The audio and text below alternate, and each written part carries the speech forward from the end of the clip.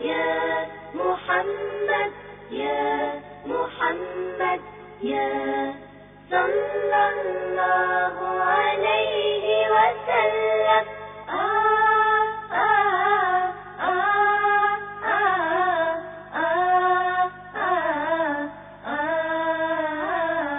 بسم الله الرحمن الرحيم الحمد لله القائل لقد من الله على المؤمنين إذ بعث فيهم رسولا منهم يتلو عليهم آياته ويزكيهم والقائل لقد جاءكم رسول من أنفسكم عزيز عليه ما عنتم حريص عليكم بالمؤمنين رؤوف رحيم لقد كان لكم في رسول الله أسوة حسنة لمن كان يرجو الله واليوم الآخر وذكر الله كثيرا نحمده حمدا كثيرا طيبا مباركا فيه ونصلي ونسلم على عبده ورسوله وحبيبه وخليله سيدنا محمد وعلى آله وأصحابه ومن تبعهم بإحسان إلى يوم الدين الله سبحانه وتعالى لسوج كوالو ولتاهلو بجنبار قدمنت للتكاس يميقباو يا نبي صلى الله عليه وسلم ملاكنا ይህንንም አስመልክቶ አላህ Subhanahu Wa Ta'ala በቁርአኑ እየተመጻደቀ ለቀድ መነላሁ ዐለል ሙእሚኒን አላህ ለሙእሚኖች ውለታ ዋለላቸው በመካከላቸው ከነሱ አብራክ ክፋይ የሆነ መልእክተኛ በመላኩ ይላል መልእክተኛው ከሰው መሆኑና የሰውን ችግር የሚረዳ ሰዎችን አስፈላጊ የሆነውን ነገር የሚያስተምር መሆኑ የአላህ ውለታ መገለጫው ነው ማለት ነው ነብያችን ሰለላሁ ዐለይሂ ወሰለም ከነብዮች ሁሉ አለቃና የመጨረሻው ኻተሙን ነብይን ናቸው ይሄ ስለሆነ የነብያችን ሰለላሁ ዐለይሂ ወሰለም የህይወት ታሪክ መማርና ማወቅ እያንዳንዱ ሙስሊም ያስፈልገዋል ይሄም ስለሆነ ነው ነብዩ ሰለላሁ ዐለይሂ ወሰለም ገና ዳዕዋቸው ከተጀመረበት ሰዓት ኢቅራ ከወረደበት ጀምሮ እስከ ህይወታቸው ፍጻሜ ድረስ የነበረውን ሁኔታ ሰሃቦች አንድ በአንድ ተከታትለው ትናንሽ ነገር እንኳን ሳትቀር ለኡማው ለማስተላለፍ ያላሰለሰ ጥረት ያደረጉትና ለትውልድ ያስቀሩት ቁመታቸው መልካቸው ምን ይመስል እንደነበረ ሳይቀር ጸጉራቸው ላይ ስንት ሽበት አለ የሚለው እንኳን ሳይቀር እንኳን ተሽሪዕ ድንጋጌን የሚመለከተው ጃኒብ ወይም ዘርፍ ቀርቶ የግል ህይወታቸው እንኳን ሁሉም አስተማሪ ከመሆኑ አኳያ ለኡማው ተላልፏል የነብዩን ሰለላሁ ዐለይሂ ወሰለም ሐያት ለማወቅ የፈለገ ሰው ብዙም የሚያስቸግረው ነገር የለም ምንም እንኳን በአካል እሳቸው ማየት ባይቻልም ሲራቸውን ታሪካቸውን ግን ዑለማ አልእስላም ከሰሃባ ጀምሮ እስካሁን ድረስ እየተቀባበሉ ለኡማው አድርሰዋል ማወቁ ደግሞ ያስፈልገናል ምክንያቱም አርአያቸውን እንድንከተልና ሱናቸውን ተግባራዊ እንድናደርግ ነው ለቀድ ካነ ለኩም في رسول الله أسوة حسنة ለእናንተ በአላህ መልእክተኛ መልካም አርአያ አላችሁ አላህ ብሎ አላህ በቁርአኑ የሚናገረው ይሄንኑ ለማስገንዘብ ነው የእሳቸውን ታሪክና ሲራ ለማወቅ በርካታ ምንጮች አሉ ከነዚያ መካከል ቁርአን ራሱ ግንባር ቀደም የሚጠቀስ ነው የነብዩ ሰለላሁ ዐለይሂ ወሰለም ሐያት ዋና እርከኖች ቁርአን ጠቅሷል ከዳዕዋው ጅማሬ አንስቶ اقرأ باسم ربك الذي خلق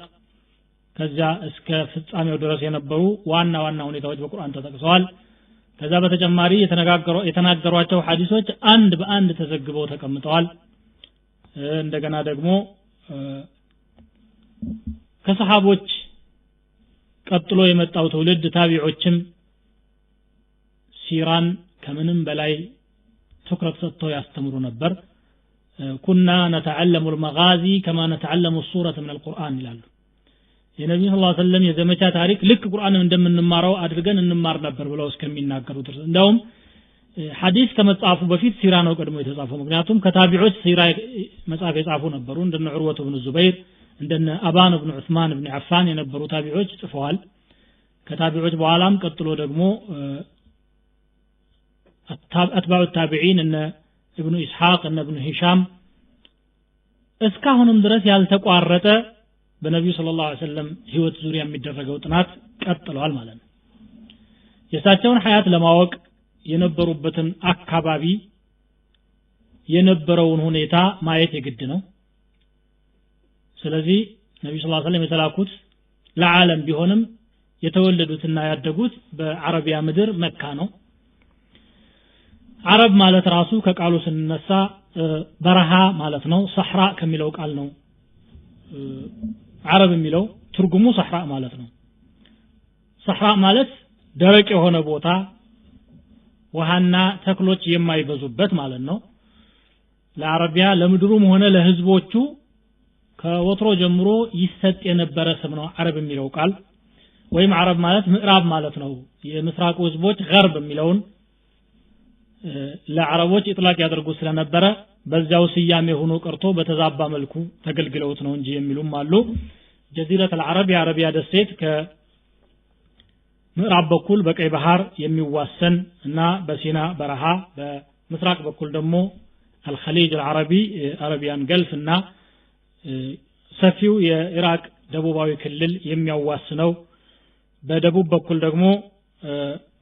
ባህሩ العرب የህንድ ውቅያኖስ አካል የሆነው ያዋስነዋል እንዲሁም ደግሞ በሰሜን በኩል የሻም ሀገር ሶሪያና በዙሪያው ያሉ አካባቢዎች የሚያዋስኑት ጀዚረት العرب የሚል ስያሜ ተሰጥቶት ይኖራል ጀዚረት العرب ስፋቱ ላይ የተወሰኑ የምሁራን ውዝግብና ኺላፍ ቢኖርም ከ1 ሚሊዮን እስከ 1 ሚሊዮን 300 ሺህ ስኩዌር ማይል አካባቢ እንደሚሆን ይገመታል ጀዚረት العرب በተፈጥሯዊና በጂኦግራፊያዊ አቀማመጡ ለየት የሚያደርገው ብዙ ነገር አለ ከነዚያ መካከል በበረሃ የተከበበ በአሸዋ የተዋጠ ከመሆኑ የተነሳ የጀዚራው ነዋሪዎች የአረቢያ መካከለኛው አካባቢ ነዋሪዎች በሌሎች ጥላቶች ሳይወረሩና ሳይጠቁ ነፃ ሆነው እንዲኖሩ ምቹ ሁኔታ ፈጥሯል ምክንያቱም ጠንካራና ኃያል በሚባሉ ሁለት ኃያላን መንግስታት መካከል ነበር ያሉት በሩምና በፋሪስ ማለት ነው እነኚህ ኃያላን መንግስታት ሩም በተለይ እስከ ምስራቅ አፍሪካ ድረስ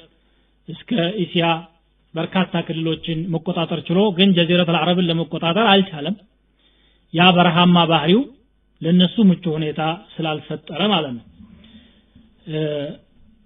ኢራኖችም እንደዚሁ ደፍረው ወደ አረቢያ ለመግባት አመቺ ሁኔታ አልነበረም አቀማመጡ ከሀገራቸው ጋር ሚለያይ ስለነበረ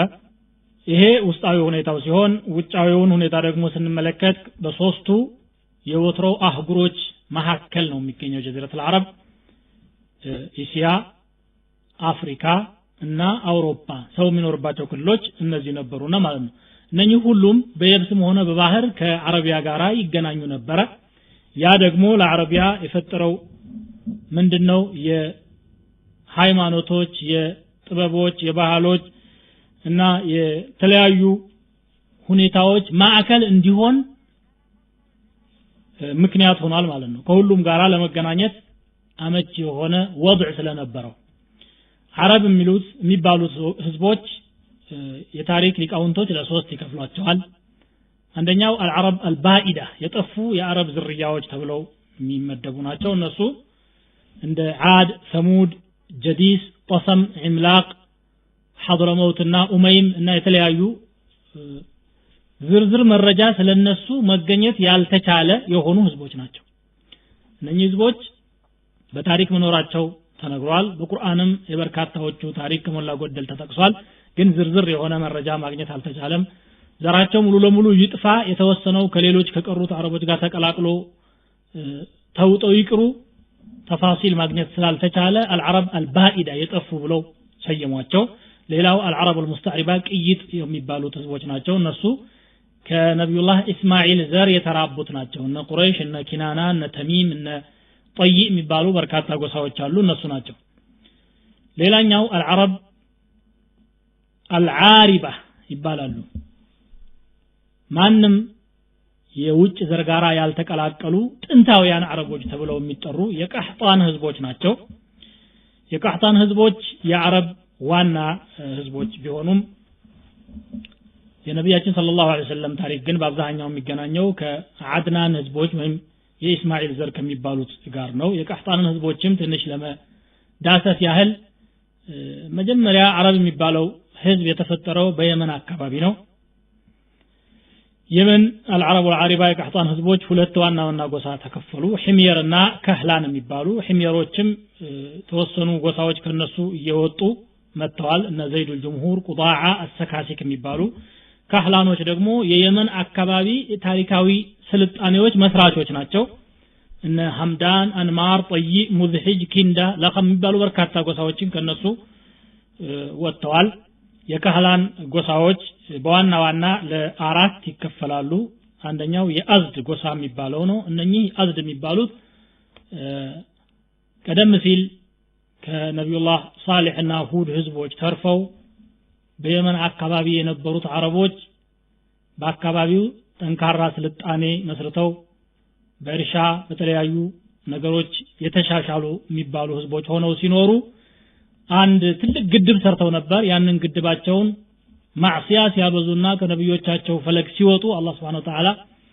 አይጠመጎጥ ነገር መሰል ለቆባቸው ነዳደለው ሰይለል ዓሪም ብሎ ቁርአን ሱረቱ ሰባ ላይ የሚጠቅሰው ከዚያ በኋላ በየአካባቢው ለመበተን ተገደዱ አዝድ የተባሉት ጎሳዎች በመሪያቸው ኢምራን ኢብኑ ሙዘይቂባ በሚባል ሰው አማካኝነት ከየመን ሀገር ተነስተው ግማሾቹ ወደ ሰሜን ግማሾቹ ደግሞ ወደ ሻም ሀገርና ወደ ባህሬን ተበታትነው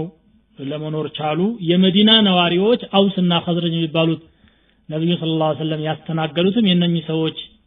ዘር ናቸው ሌላው ለኸም ይባላል ለኸም የሚባሉት ጎሳዎች ወደ ኢራቅ አካባቢ አምርተው ኢራቅ የነበረውን ታሪካዊ የሂራ መንግስት ለመመስረት ችለዋል ሌላው ደግሞ ጠይ ይባላሉ እነሱ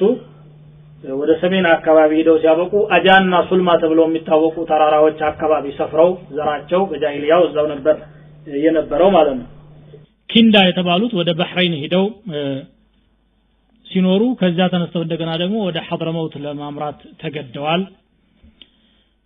እነኚህ ናቸው የሂምየር ዋና ዋና ጎሳዎች ከዚህ ቀጥሎ የኢስማኤል ዝርያ የሚባሉት አረብ አልዓድናንያ ሁኔታ ምን እንደነበረ እንመለከታለን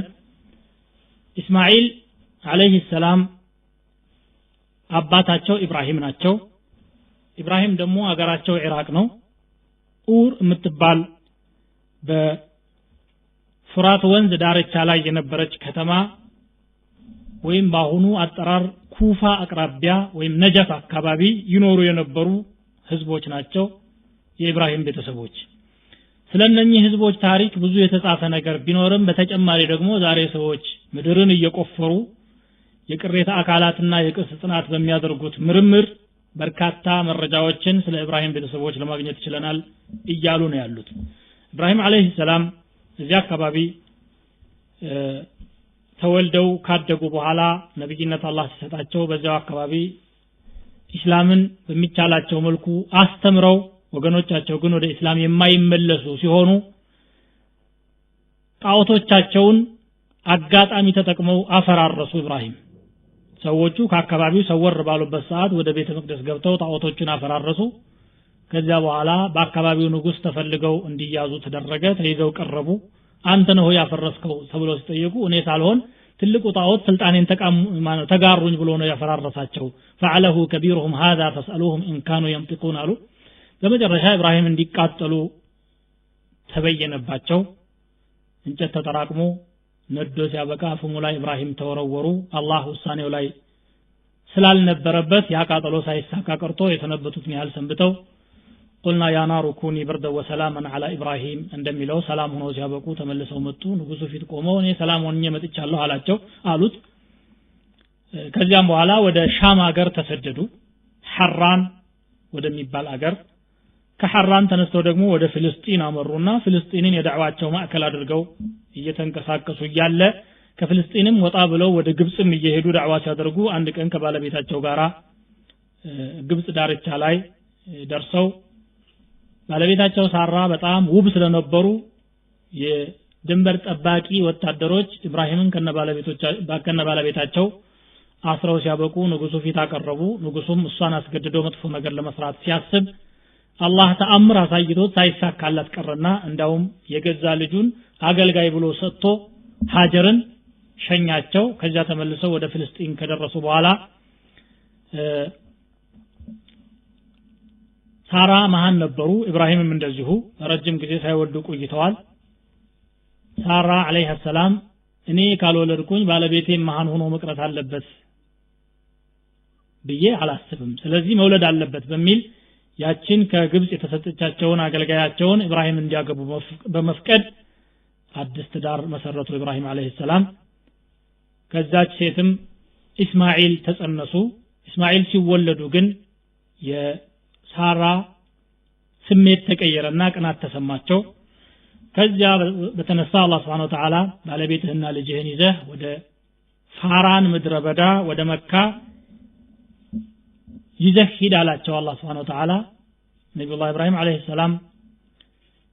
ባለቤታቸውንና ህፃኑን ልጃቸውን ይዘው ወደ መካ መጡና መካ አሰፈሯቸው መካ እንግዲህ የመጀመሪያ መቆርቆሪያዋ ታሪክ ይሄ ነበር ማለት ነው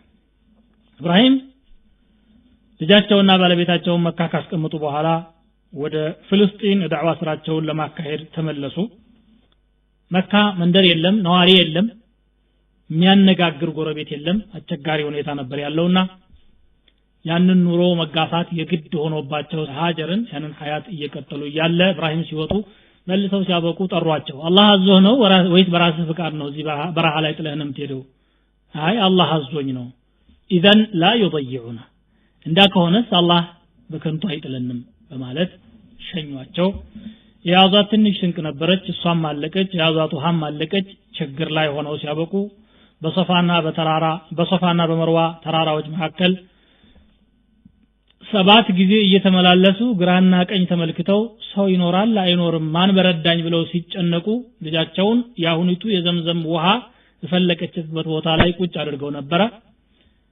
አንዱ ተራራ ሆነው በርቀት አይናቸውን ወርውረው ሲመለከቱ ልጅየው ይፈራገጣል ዋ ይሄ ልጅ ሞተ እንዴ ብለው በመደናገጥ ወደ አካባቢው ሲሄዱ ሞቶ ሳይሆን ውሃ ፈልቆለት አገኙ በዚህ ደግሞ በጣም ተደሰቱ የውሃጥም ችግር ነበረ አሁን የቀረው የምግብ ችግር ነው የምግቡን ችግር ለመፍታት ደግሞ አላህ ፈረጃ እንዲያመጣ ተስፋ በማድረግ ቁጭ ብለው እያለ የጁርሁም ጎሳዎች ነጋዴዎች ከየመን አካባቢና እንዲሁም ደግሞ ከመካ ዳርቻ በረሃማው አካባቢ የተወሰኑ ተፈነጣጥረው ተራርቀው ይቀመጡ የነበሩ ሰዎች ነበሩ እነዛ ነጋዴዎች በዛ ሲያልፉ በህዋ ላይ በራሪዎች ተንሳፈው ያሉ ምን ነገር ተፈጠረ አካባቢው ውሃ አለ እንደ ብለው ለማየት ቃኝ ሲልኩ ትንሽ ህፃን ልጅና አንድ ሴት የሆነች ምንጭ ዳርቻ ቁጭ ብለው ያገኟቸዋል ሰላምታ ካቀረቡ በኋላ ውሃው መጠጣት እንችላለን ወይ አው ባይሆን ዋጋ ከፍላችሁ አሉ ዋጋውን ለመክፈል ተስማምተው ውሃውን ጠጥተው ሲያበቁ ሲቀመጡ አሁን የምግብ ችግር ለጊዜውም ቢሆን ተቃለለ ሁኔታውን ሲያዩ ሰዎቹ ወደ ተለያዩ አቅጣጫዎች ለንግድ ስንንቀሳቀስ እቺን ቦታ ማዕከል ብናረጋትና ከተማስ ብንቆረቆር ምን ችግር አለ ብለው እሷን ፍቃድ ጠየቁ ሀጀርን ማድረግ የምትችለው ነገር ባይኖራትም ሰዎቹ የሰው ልጅ ክብር ዋጋ የሚገባቸው ስለነበሩ በጉልበታቸው መጠቀም አልፈለጉምና ፍቃድ ጠየቁ ፈቀደችላቸው እዚያው ከተማዋን ቆርቆረው ሲያበቁ መኖር ጀመሩ የመካ መመስረት በዚሁ ተጀመረ ማለት ነው የዛሬው ፕሮግራም እዚህ ላይ ይጠናቀቃል وسبحانك اللهم وبحمدك اشهد ان لا اله الا انت استغفرك واتوب اليك محمد يا صلى الله عليه وسلم